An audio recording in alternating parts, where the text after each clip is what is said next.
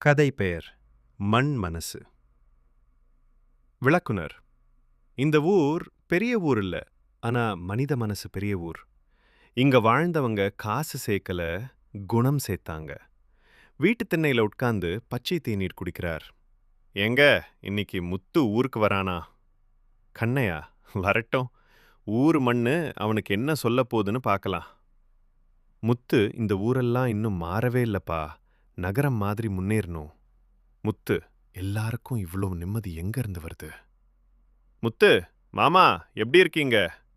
கண்ணையா: நல்லா இருக்கேன் மாப்ள, நீ மட்டும் கொஞ்சம் ஓய்வு எடு. ஓட்டமே வாழ்க்கைன்னு நினைக்காத. முத்து: இப்ப காலத்துல ஓடுனா தான் வாழ முடியும் மாமா. கண்ணையா: ஓடுனா சேர்றது காசு, நின்னா சேர்றது மனசு. நரேஷ்: அண்ணா, நேத்து என் வயல்ல அறுவடை முடிஞ்சுது. முதல்ல ஊருக்கே கொஞ்சம் கொடுக்கலான்னு முடிவு பண்ணேன். லாபம் பாதிக்காதா? நரேஷ்: ஊரு காப்பாத்துனா ஊரு நம்மள காப்பாத்தும்.